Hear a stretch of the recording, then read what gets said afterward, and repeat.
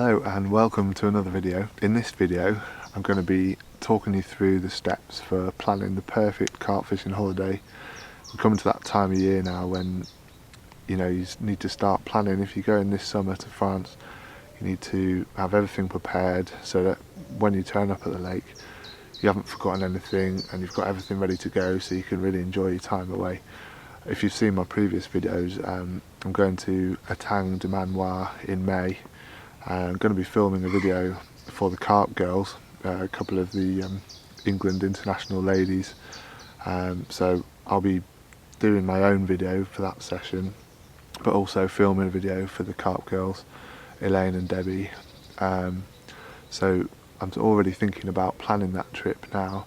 I've started writing a list, and I've started sort of thinking about bait, thinking about rigs and tactics, and doing my research. So I thought, what better opportunity really than make a video about planning a French trip and hopefully help some of you guys out if you are thinking of going away this year or any time in the future. So this session we've actually come down to my club lake where I was on my last video. I don't know if you saw that, but I'll put a link below. I had a couple of really nice 20-pounders on my balanced bottom bait rigs, so I thought hopefully that roll continues. I've come down to the same lake again, fishing the same tactics, S-core balanced bottom baits with a bit of a scattering of mixed sized S-core around it. One in the margins, one on an island, and one sort of on a far margin patrol route. And we're here for 24 hours, but the main purpose really is to talk about planning a French trip, because that's exactly what I'm sort of starting to do now, so I thought I'd talk to you guys a bit about it. So yeah, stay tuned. We're coming into the evening, got 24 hours as I think I said, so I'm going to be leaving tomorrow lunchtime. I had a frustrating day so far. I've been watching the fish cruising around near the top and I haven't got any floaters with me, and to be honest the ducks are a bit of a pain on here, so might not have been particularly good on the floaters anyway, and couldn't get them to take a zig. I was watching them swimming past zigs, just ignoring them. So yeah, there's not a lot you can do when it's like that, high pressure. The sun's out but it's still April, we're April the 1st now, so early spring, and the fish aren't particularly feeding much, or regularly I should say, and I think they're just basking in the sunshine, just trying to warm up from the winter, coming out of the winter, so they weren't really feeding, and I was just kind of watching them really. But yeah, now that we're coming into the evening, the pressure's due to drop, the temperature's dropping. I'm thinking the fish are hopefully going to get down on the bottom and have a feed, so fingers crossed something's going to happen tonight, and obviously I'll show you that. And if not, well, tomorrow morning before we go, we're going to be talking about planning a French trip and the steps that I take to make sure that I get everything out of the holiday. You're spending a lot of money, you don't want to kind of waste your time messing around with rigs and stuff when you're there. You want to have everything ready to go so you can get the rods out as soon as possible and start enjoying yourself. So stay tuned for that tomorrow, guys, and yeah, both fingers crossed we'll have something to show you in the night or in the morning. So yeah, hope you enjoy the video, and thanks to everyone who's subscribed so far. We've had quite a lot of you guys joining the channel here and commenting. If there's anything particularly you want to see in future videos, perhaps you could leave a comment down below, because it's good for me to sort of know what you guys want to know about, and if it's something that I can help with, then I'll try and make a video. I've already had a few requests for a video on fishing weedy lakes, so I'll certainly be doing that this year, hopefully in the next couple of months. And I've got a video coming soon as well on how you can save money with carp fishing, so watch out for that on the channel. So yeah, please click subscribe if you think that you can gain something from watching my videos, and yeah, keep watching for the planning French trip tomorrow morning.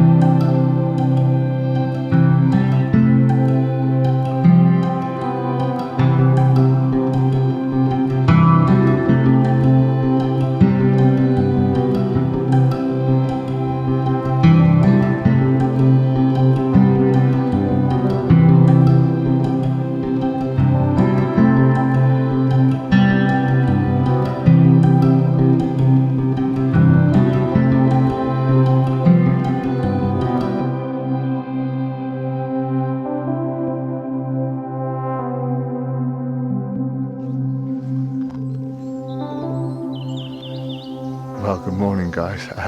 Quite an eventful night in the end. Got woken up by a bream at about 2:30, and struggled to get back to sleep, to be honest with you. But then I think it was about 5:30 or something this morning, my right hand rod's absolutely ripped off, and after a sort of a jaggedy funny fight, a little common's gone in the net, so happy with that, happy to get that one in. And as it was nearly first light anyway, I thought I'd just keep that one in the net until it was light enough to do some photos. But then the middle rod has pulled up to the top and just stayed there, and I picked that one up and it was pretty locked up, solid. I could feel a bit of tugging, but it wasn't really moving, and that was the one on the island, so I didn't know whether it had gone round a tree root or something like that, but I just kind of held the pressure on it, and happy to say that that one managed to waggle itself free as well, and a lot longer fight, a lot sort of bigger fish, and yeah, it just sort of like plodded around and just stayed out there, couldn't really get any line on it. But eventually we've got it in the net, so we managed to get one of them sort of over into the retainer and one in the net, so they're not kind of on top of each other. And yeah, literally just about to get them out for you to have a look. So we'll look at the common first, I guess, because that one came first and it's slightly smaller. And then yeah, we'll get the mirror out. I'm pretty sure it's the biggest mirror in the lake, so quite happy about that. I was chatting to one of the members yesterday, and we were talking about the fish because I don't really know what's in this lake, and I was asking him, and he said there's one called Rosie that's normally sort of about £26, something like that, and they think that's the biggest known mirror in here, and it looks like it's that fish, so I'm well happy with that. So yeah, I'll get them out for you in a second and we'll take a look, and then stay tuned after that. We're going to be talking about how you can plan your perfect French carp fishing holiday. Well, here we go guys. It's the first part of this morning's brace. I was literally just dozing because I got woken up by a bream, and then got a couple of hours more sleep, and wasn't very good sleep, I'll be honest, and yeah, and then my right hand rod's gone off, got that fish in, and sort of thought, well, it'll be light soon, I'll leave that one and put the rod back out, and then the other rod's gone. So we've had a mad feeding spell, and this was the first of the two, and the smaller one. The other one's pretty special, but I'll show you this one first. There you go.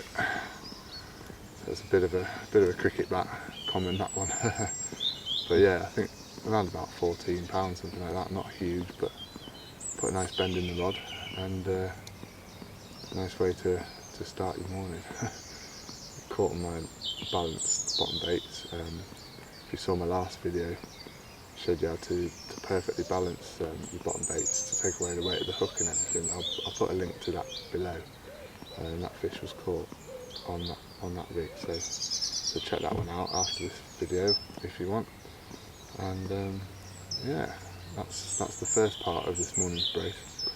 The other one is quite a lot bigger and quite special because I think it's one of the bigger ones in the lake. So we'll get this fish back, let him swim off happily, and then we'll get the other one out for you.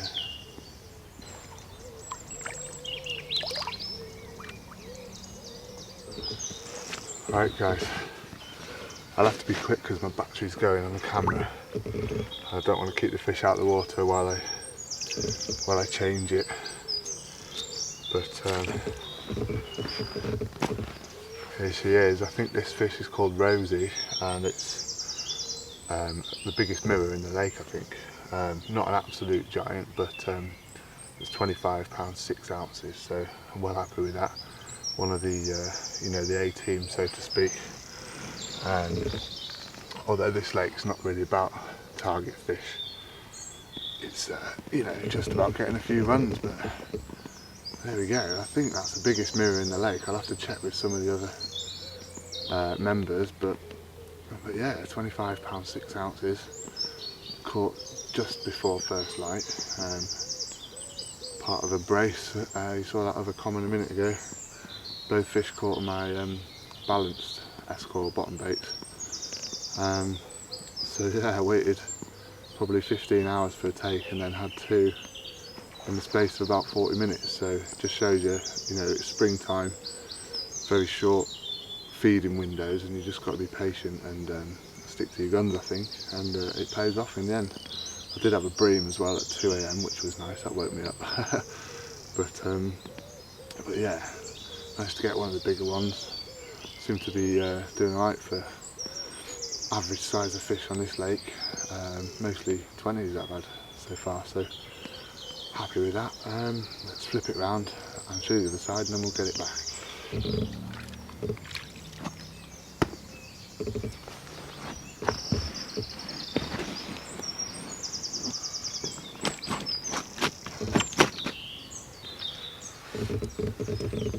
There we go.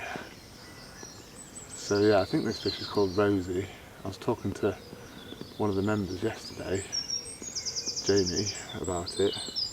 I was asking him what the bigger ones in the lake were, and he showed me a picture of this fish, and then, as if by magic, this is the one that's popped up, so well happy with that. I think it's one called Rosie. I'll have to double check with the pictures, but yeah, if it is, then that's the biggest mirror in the lake, so happy days. It's only my 4th session on this water, so to get the biggest mirror in that short time is quite pleasing, really. So yeah, like I said, balanced S-core bottom baits, little scattering of S-core around it, and that's all that was needed to trip this fish up. So I'll get this one back, and then we're going to talk about how you can plan the perfect French carp holiday to get the most out of your time away.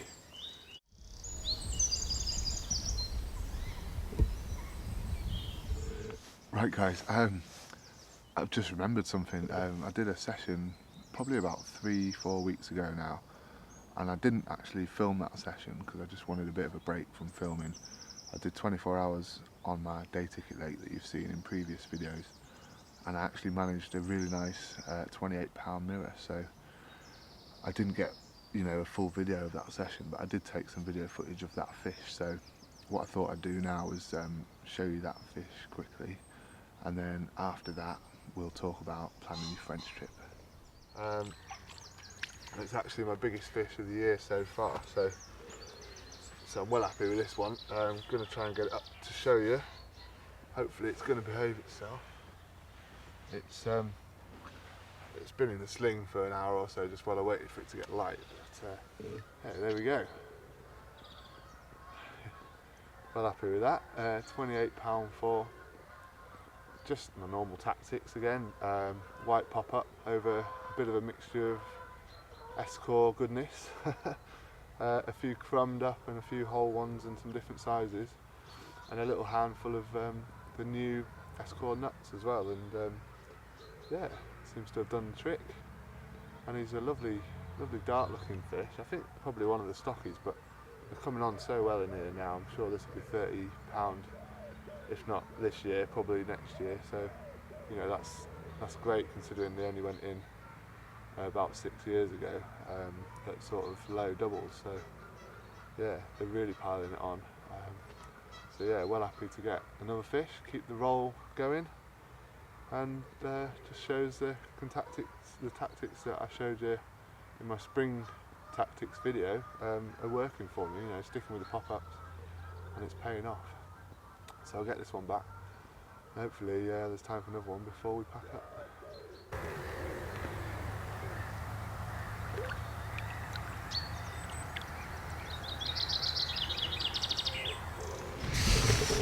Right, bit of an update for you. The weather's taken a bit of a turn for the worse. We've actually got a bit of a rain shower coming through now, and I was hoping to get this French trip planning section done for you, which I will do, by the way, before I go, but I'm just waiting for this rain to stop. I don't know if you can see outside. Yeah, it's a little bit blowing out there, but yeah, you might be able to hear it. I don't know. on the bivvy, but yeah, we've got rain coming through. I don't really fancy getting outside with the camera and filming for you. So I have just had tench as well, so I thought that was worth mentioning. Just a little 2 or 3 pound tench on my right hand rod, the same rod that did the big mirror actually. So I know that's a good spot now, and my other fish that I had was on a different spot, so I've got 2 new spots now that I know for another session. So it's nice, you know, every time I fish this lake I've actually fished a different swim and I've caught every time, so I'm sort of building up my spots in each swim, and you know, eventually hopefully I can just drop in wherever and know my spots. You know, that's the whole point really, because it will get quite busy on this lake in the summer, so it's nice if I've caught fish from a few different places. I've got the confidence to fish, you know, wherever is free when it's busy.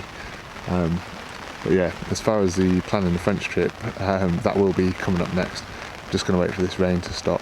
Hopefully I can get outside the bivvy again and talk to you a bit more about that. So I'll just give you one last look at the lake, and then hopefully next time I speak to you the rain will have stopped, and we can talk about planning the French trip, because yeah, I'm going to France in a few weeks and I'm really excited, but I need to start planning it. So I thought whilst I'm doing that I might as well tell you guys about it. So one last look out there. It is a little bit blown out. Let me see if I can. Oh, there you go. Yeah, so I don't know if you can see over, where are we? Over here. There's a couple of tufties there, and they're not far off one of my rods, and they've been diving. So yeah, don't be surprised if you see me catch a tufty in a minute. But yeah, as soon as this rain stops, I'll catch up to you again and we'll talk about planning the French trip. Right guys, the rain's finally stopped and we've come outside, so I can talk to you about planning your French carp fishing holiday. So carp fishing in France, it can be one of the most exciting times of your carp fishing year, but if you fail to prepare properly, you could end up wasting your time while you're there and being, you know, unable to fish how you want to fish and most effectively. So there's several steps you want to take to make sure that you are fully prepared before you go. You've got plenty of time, you know, if you're only going once a year, you can start well in advance, so that when you're there that week you can be absolutely on top of your game and hopefully, you know, maximise your chances of catching fish of a lifetime and having, you know, the holiday of a lifetime if you're lucky. So the first step really, I would say, is research, and I absolutely always go online before I go to any new venue, but especially when I'm going to France, I look on the forums. Carp forums are a really good one. There's lots of people already asking questions about certain venues, but you can always ask questions on there as well. And you know, YouTube's really good. There might be people that have made videos from a certain venue that you can look back. I know the carp girls that I'm going to Etang de Manoir with have been there before, and they made a video with a couple of guys from Eclipse Baits, I think, and so that video will be helpful to my fishing, you know, so I've watched that a couple of times and seen what baits and rigs they're using and what spots they're fishing and that sort of thing. So, you know, watch videos, go on the forums. Actually, one French trip that I went on a few years ago, I went to Domaine de Beau, and I actually found a video of that some guys had made, and they'd mapped out the contours of the lake, and there was a split second of the video where they showed that lake map, and I managed to pause the video and screenshot it, so I then had the lake map of that lake, so when I went I knew kind of the depths and the areas that I was looking at, and I managed a double take on the first night, and ended up with something like 11 fish and lost a few as well. So, you know, a successful session because I'd sort of done my research. You know, go on Facebook, things like that, and ask around your mates, anyone that you know might have been to the venue before. Do your research. Google Maps is a really good one. I always go on and find an aerial image of the lake where I'm going to fish and screenshot it on my phone, and that way you can sort of see the wind direction. You can, if the water's clear, you can see any features, and you can kind of work out the shape of the lake, any sort of points, any islands, that sort of thing, so you can kind of have a rough idea which way the wind's going to be blowing in certain conditions and where you think the fish are likely to turn up before you get there, so you can kind of make an educated guess depending on the weather forecast. So that's another one, you know, check the weather forecast before you go, and leading up to session you can kind of like gauge what the water temperature might be like, how the fish might be feeding. You know, I'm going in sort of late spring, but it could still be really cold, so I won't want to go in with loads and loads of bait. You know, I might just want to go in with a little patch, you know, for a bite. Or it might have warmed up and the fish might be going crazy, so you have to be prepared for that, so it's well worth keeping an eye on the weather. The next thing then that I wanted to talk about is the bait. It's a big subject, you know. I think all bait is good bait really on its day, so you can't really go wrong fishing something that you're already confident in. You know, I use the Richworth S-Core. I have done for 5 or 6 years now, and I have taken it to France 2 or 3 times and caught on it every time, and you know, all the lakes that I've fished in the UK it seems to work, so I'm definitely going to be sticking with that when I go to France in May. And if you've got a bait you're confident in, then definitely stick to that. But what I do tend to do is bulk it out, because boilies are expensive, and I don't want to just fish exclusively boilies, because you might get through sort of 50-60 kilos of bait in a week quite easily on a prolific water, or a water with very big fish that can eat a lot, you know. So you want to bulk it out with things like pellets. You can buy a bag of you know, Coppins pellets or something for 30 quid, something like that, and that's kind of 20-25 kilos, so it soon bulks out your order. A lot of companies, Richworth included, do a mixed sized pellet bags now, so it's quite good, you know, if you get a few different sizes to mix it up, and you can make a bit of a mixture of different baits, so fish aren't kind of getting wise to one size of bait. So yeah, pellets are good. I like, you know, particles on some waters. So maize is big in France. You know, a lot of the lakes, they feed maize to the fish in the winter to keep their condition, and to keep them growing as well. So maize, you know, you can't really go wrong with maize in France. So if you're going to fish boilies, definitely have a bit of maize mixed in with it, I would say. If it's practical to do so, you know, if you can get it out there, then use it, you know. And other particles such as hemp and pigeon conditioner especially are really good. Sweet corn's another good one, you know, similar to the maize. Nice bit of yellow, it sort of just gives a bit of brightness and catches the fish's eye. And also you can buy sweet corn in bulk, you know, you can get a kilo frozen bag for less than £1, I think. So, you know, if you take a few of those with you, you can really bulk out your mix and hopefully, you know, make your bait go a bit further. Another little tip is with your particles, if you pre-prepare them at home, you can actually freeze them down in sort of 2 kilo freezer bags, and you know, have a load made up so that you can keep them in the freezer at the lake, hopefully if the lake's got a freezer, and then get them out sort of each day for what you think you're going to use, and keep them fresh for the week, you know. And then whatever you don't use you can take back with you, rather than it going off and you have to just chuck it away. So that's a good tip, you know, make your bait up in advance and then freeze it, and then it will last you for the whole holiday hopefully. And hook baits are another one. I generally find in France that a snowman's a really good bet, and you know, that'll be where I start normally. So you want a good selection of pop-ups to kind of fish over the top of your bottom baits to make the snowman, and a few different colours, because I think some lakes are very colour specific, and I tend to favour white with the S-Core. But you know, if you're fishing maize and things like that, then a bit of yellow is always good. But I did really well on one lake on pink.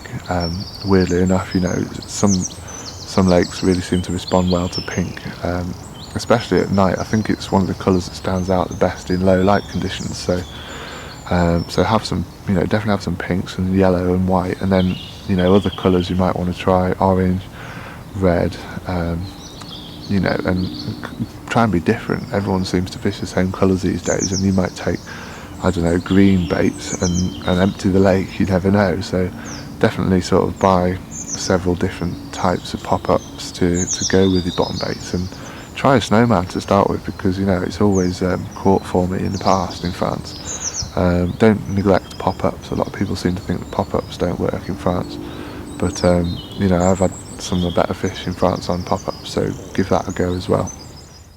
Next thing to think about, guys, is your food while you're away. Some lakes are what you call drive and survive, so you literally turn up and you're left to your own devices, so you might want to take a load of tin food and pasta and dried stuff that's going to last you for the week if there's no fridge facilities where you're going.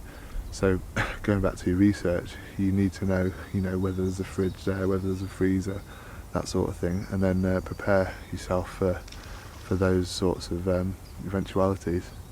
So you know, I could survive for a week quite happily on kind of pasta and beans and soup and stuff like that. Those little porridge pots are quite good for breakfast, and you can take fruit with you, and there's bound to be a supermarket somewhere nearby you can always top up. But a lot of lakes these days are offering a food package, and for not too much money you can actually have food delivered to your swim. Now for me, when I'm going to France, it's a bit of a holiday and I want to kind of concentrate on my fishing and concentrate on relaxing. Don't want to be sort of cooking 3 times a day, so I'm probably going to go for the food package when I go to Etang de Manoir in a few weeks. So it's worth looking into whether your lake where you're going does offer a food package, and they're normally really, really good. I went to Ribière a couple of years ago and the food package there was superb. You know, we had wild boar stew which was shot in the forest opposite the lake, and you know, sort of breakfast baguettes every morning and that sort of stuff, and you know, probably put on a stone during the week. But yeah, it's really nice while you're away, you know, to enjoy your holiday and have a bit of nice food and someone bring it to you. So consider the food package, but if that's not available, you know, take food that isn't going to go off. It's quick and easy to prepare, because you know, you do want to sort of make the most of your fishing time whilst you're there. So yeah, food's definitely worth thinking about and worth planning for, depending on what's available at your lake. Under the same sort of banner as research really is to know the stock of the lake and the sort of size of fish and numbers of fish you're going to be targeting, because you know, if you've got a lake that's say 20 acres, it's only got 50 fish in it, but they're all over 40 or 50 pound, you know, you might want to fish differently to if you're fishing a 3 acre lake that's got, you know, 300 fish in it that average sort of 30 pound and below. You kind of need to know how the fishing's going to be when you're there. So are you going to be getting lots of bites, and therefore you need to take a lot more end tackle, a lot more bait, you know, have a lot more kind of supplies if you like, or are you going to be fishing for 2 or 3 bites in a week, but there might be really big fish, so you need stronger end tackle, you know, bigger hooks, stronger hook links. You also need to research kind of the topography of the lake. Are there any snags? So do you need snag leaders? Do you need, you know, extra abrasion resistant main lines, heavier breaking strains, that sort of thing? And also consider before you go in respooling your reels, because you don't want to sort of leave your line on your rods all year and then you go to France and you know, you hook into a 60 or 70 pounder and your line breaks because you haven't changed it, you know. So I always change my line the week before I go fishing, and sort of judge the breaking strain of the line depending on the kind of size of fish that I'm fishing for, but also whether there's any snags, and also the distance I might need to cast if I'm going to be casting. You know, you're not going to be able to chuck 130 yards with 20 pound line very easily, but you might need to fish sort of 12 pound line with a leader or something like that. Or if you're using a bait boat, you can get away with slightly heavier line, especially if you're fishing up to snags and things. So all these things are worth considering when you're doing your research, and write a list, you know, write everything down as you go along, so that you can kind of plan and you can buy all the bits you need and get your kit up to scratch before you go, because you don't want to turn up at the lake and be undergunned or indeed overgunned and not be able to fish effectively. So the next point I'd like to make is end tackle. My previous point about knowing the size of fish, it kind of leads on nicely into this. If you're fishing for, you know, 20s and 30s, you can probably get away with the same sort of end tackle that you use in the UK, you know, a size 6 hook and £20 hook link or something like that, as long as it's not too snaggy. But if you're fishing a lake, you know, some lakes very extreme like Rainbow, you might have 80 pounders in there, 90 pounders, and you don't really want to be using a size 6 hook for a fish of that size. So stepping it up to a 4 or a 2, and then you know, your hook link material can be stepped up as well. And you know, lakes like that that are very snaggy, you might want to use some really sort of abrasion resistant hook link material, and indeed mainline as well. So think about your end tackle. I wouldn't particularly change my rigs, because you know, my rigs work here in the UK, so why wouldn't they work in France? But just the components of the rigs and the strength of them, I will sometimes step it up depending on the size of the fish in the lake. So another reason why it's good to know what your quarry is going to be before you go. Another tip is to think about any other equipment you might need.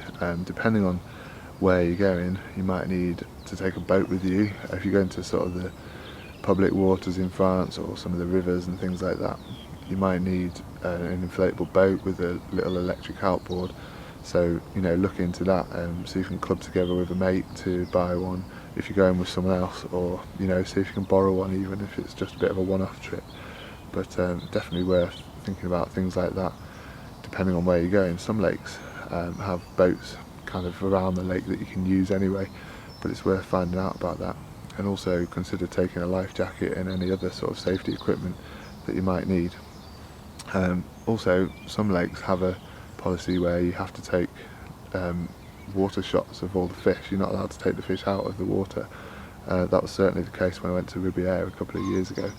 So waders were an absolute must. You know, you don't want to be getting into the lake in your pants in the middle of the night, do you, to do a fish shot? So definitely waders are worth considering taking with you. And again, if you haven't got any, you know, you can probably borrow some off a mate or something.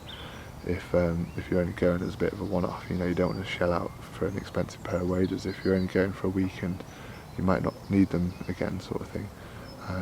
But yeah, I've got some anyway, because I do tend to use them quite a bit for other forms of fishing and things like that. So yeah, think about things like waders and boats and safety equipment, so that you know, you can stay dry and enjoy yourself while you're away. The next point I'd like to make is about your lead setup. In the UK, a lot of the lakes that I'm fishing, well, here on the Isle of Wight, it's quite clear bottom, quite firm clay and things like that, or gravel. So an inline lead is absolutely perfect, and I think you get the best sort of hooking potential out of an inline lead. But in France, quite often you're fishing at a longer distance. You might have weed between you and where you're fishing. You might have snags and things. You might want to think about dropping the lead. So again, with your research, you want to know what sort of lake bed and what sort of conditions you're fishing in, and decide your lead setup according to that. You know, if you're fishing a silty lake, think about helicopter rigs, or perhaps a lead clip with a longer hook link. If it's a firm bottom, then perhaps you can get away with inline leads. But if you're fishing at long range, I'd recommend dropping the lead on the take if you can, because you definitely lose less fish that way, getting the fish up to the top quicker, and they can't sort of use the weight of the lead to shake the hook out during the fight, so you've got a lot more chance of landing them, I think. And I've actually lost fish in France when I've not ejected the lead before, and then changed to a sort of a drop-off setup, and landed every fish after that. So it's definitely worth knowing, you know, the distances you're going to be fishing, the sort of bottom contours and makeup, and whether there's snags and that sort of thing, so you can decide on your lead setup. And if you're fishing drop-off leads, take plenty with you, you know, maybe 30 or 40 leads. Buy a bulk order off one of the sort of independent lead makers, so they're a lot cheaper, you know, and you can buy sort of 40 at a time, and it doesn't cost you too much money. You don't want to be buying a sort of full price £1.50 per lead sort of thing, because it's going to soon add up, isn't it? So yeah, that's a little money saving tip for you there. Next thing I want to talk to you about is power whilst you're away, because some lakes will have power in the swim, and if you're using a bait boat and things, you are going to need to charge it up you know, probably once a day or so. I mean, take spare batteries for it as well, but you probably won't last a week, so make sure you've got a charger, and find out about power at the lake, if there's any way of charging your bait boat, and also, you know, your phone, your tablets, any other sort of electrical, like camera batteries. For me especially, making the videos, I'd need quite a few batteries. I need to be able to charge them, so I need to know before I go what the options are for charging. And I've actually just bought one of those Ridge Monkey power vault things, because, you know, it'll charge my phone 25 times, and, you know, it'll do my camera batteries and everything. And I'm buying some rechargeable AA and AAA batteries as well that are USB rechargeable, so I can also charge them. So basically, you know, if there's no power at the lake, then I can still kind of get through and charge everything that I need to charge. And, you know, with bait boats you can get solar panels. That's quite a good thing to have, because you can kind of keep it trickling all the time, so there's always a bit of power in there, and it's good for the environment. That's a bonus. So yeah, so power. Your bite alarms, you know, you might not have changed your batteries for a whole year, and for the sake of a few quid to change them all before you go, you know they're definitely going to last you the week then. So change your bite alarm batteries. Consider even taking spares in case, you know, something goes wrong, and just think about all your sort of power needs whilst you're away, because the last thing you want is to be in the middle of nowhere in France and kind of run out of power when you really need it, you know. So consider that. Lastly then, I'm sure there's lots of other things that we could talk about with planning a trip, you know, obviously like transport and that sort of stuff, but I'll leave that up to you, because it depends where you're going and it depends who you're going with, how you decide to get there, sort of thing.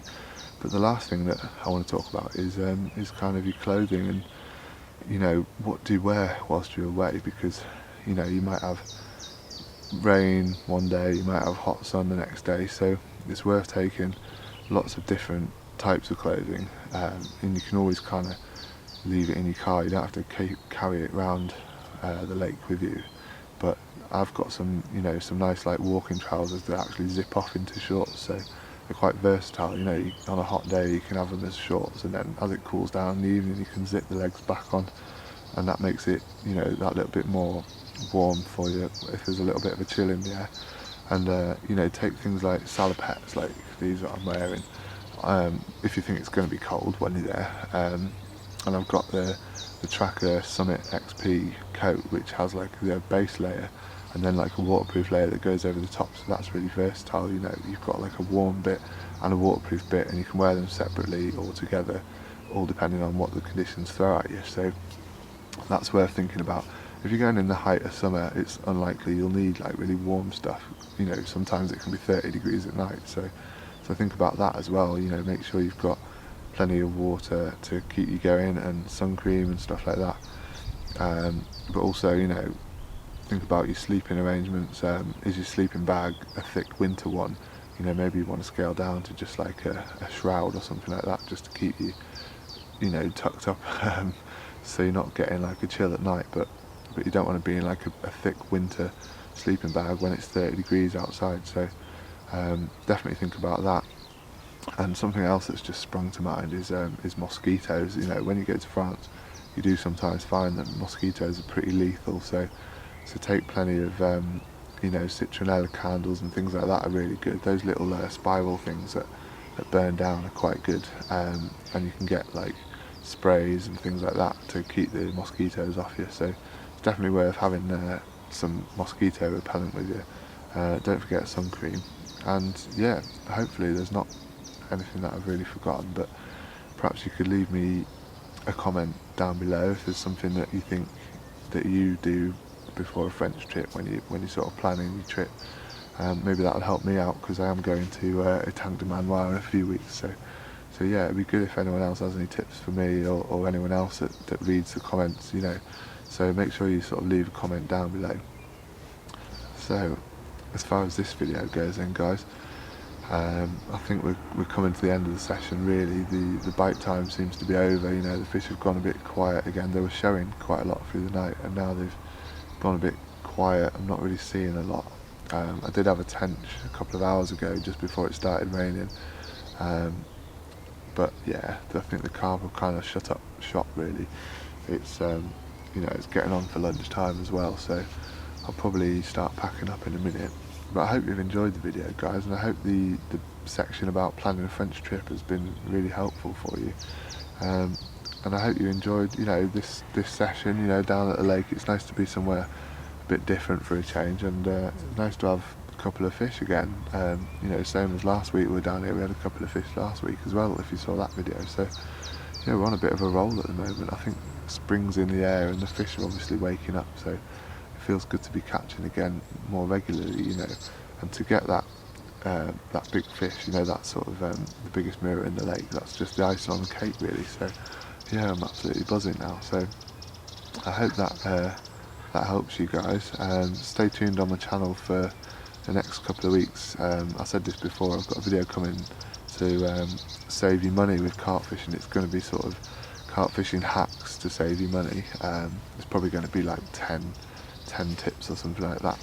But yeah, that should be the next couple of weeks. I might get that one done on my next session, or it might be the session after, something like that. But yeah, make sure you subscribe to the channel so you don't miss any of those upcoming videos. And thanks very much for watching, guys, and we'll see you in the next video.